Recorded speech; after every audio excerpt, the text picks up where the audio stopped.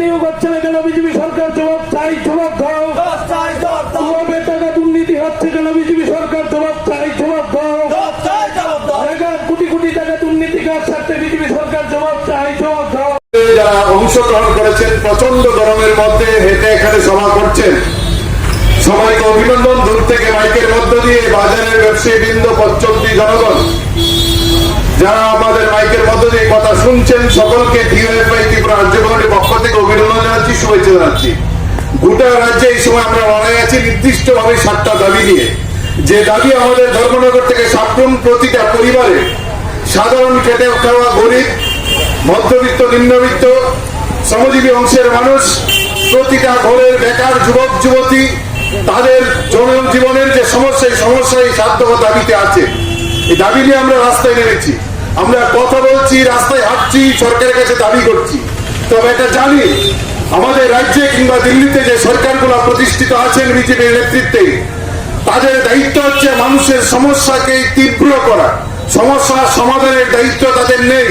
তারা ভোটের সময় মানুষকে লোভ দেখাবেন, ভোটের সময় টুপ দেবেন, মানুষকে বিভ্রান্ত করবেন, আর মিথ্যা প্রতিশ্রুতি দিয়ে ভোট নেবেন।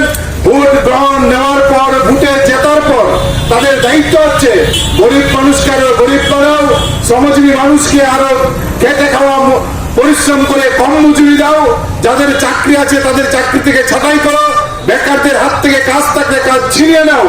এই দায়িত্ব তারা গ্রহণ করেছেন। আমাদের রাজ্যেও তার জন্য আমরা 7টা দাবি ঠিক করেছি। যে আমাদের রাজ্যে রেগা, কুয়েত, যে কুয়েত আমাদের ভারতবর্ষের মধ্যে প্রথম ত্রিপুরাতে চালু করেছেন বামফ্রন্ট সরকার, এই রেগা থেকে কুয়েতের ব্যাপক দুর্নীতি। গরিব মানুষ রেগার কাজ করেন, তাদের পেটে নুন আনতে পান্তা ফুরায় সেই সমস্যা সমাধানের জন্য। আর সেই জায়গায় দাঁড়িয়ে গরিব মানুষের হাতে কাজে না দিয়ে মাতব্বররা, শাসক দলের যারা সন্ধ্যার সময় ওই আন্দোলন যারা করেন, মিছিল করেন, মিটিং করেন, লাল পতাকা, সাদা পতাকা নেন, তাদের বাড়িতে আক্রমণ করেন, রক্তাক্ত করেন, সেই মাতব্বররা রেগার টাকা লুট করছেন, দুর্নীতি করছেন, সেই মাতব্বররা দুর্নীতি করছেন, কথা বলছেন না। আমরা সেই দুর্নীতি বন্ধ করে 200 দিনের কাজ আর তার মজুরি বৃদ্ধির দাবি করছি। আমরা দাবি করছি ধর্মনগর থেকে সাপ্রম প্রতিটা স্কুলে শিক্ষকের সংকট, শিক্ষক নেই, ছাত্ররা রোদ্রের মধ্যে রাস্তায় বসে যাচ্ছেন। কি তাদের দাবি? ছোট ছোট কচিকাচার ছেলে মেয়েরা পর্যন্ত দিনের পর দিন স্কুলে যাচ্ছেন, একটা ক্লাস করার পর ছুটি দিয়ে দিচ্ছেন, তাদের স্কুলে শিক্ষক নেই। 100 জন ছাত্র দিয়ে মাত্র 1জন টিচার, শিক্ষকের অভাবে স্কুল চলছে না। এই অবস্থায় দাঁড়িয়ে শিক্ষুরা, ছাত্ররা, ছাত্রীরা রাস্তায় দাঁড়িয়ে বলছেন আমাদের স্কুলে শিক্ষক দিতে হবে। এই ছাত্ররা যখন স্কুলের থেকে বেরিয়ে রাস্তায় নেবেন, তখন মাতব্বররা ওই কচি কাজা ছাত্রছাত্রীদের চোখ থাপ্পড় দিয়ে বাড়িতে পাঠিয়ে দেন, আর পুলিশ তাদের চোখ রাঙান, আর ছাত্রদের ভয়ে বাড়ি চলে যান। কিন্তু তার শিক্ষকের সমস্যার সমাধান হয় না।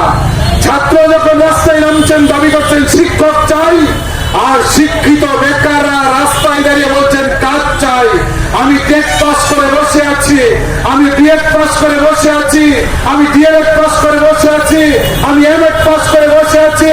টেট পরীক্ষা দেন, টেট পরীক্ষা নিচ্ছেন না, টেট পরীক্ষা নিলেও পাস করা ছেলে মেয়েদের চাকরি দিচ্ছেন না। আমরা দাবি করছি এই শিক্ষকের সংকট মানেই সমাজের সংকট।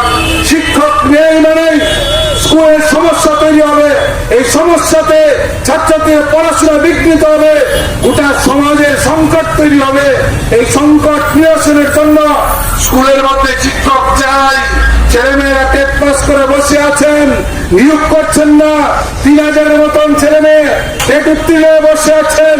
প্রতিটা স্কুলে শিক্ষকের সংকট, এই তাদের দ্রুত নিয়োগ করতে হবে।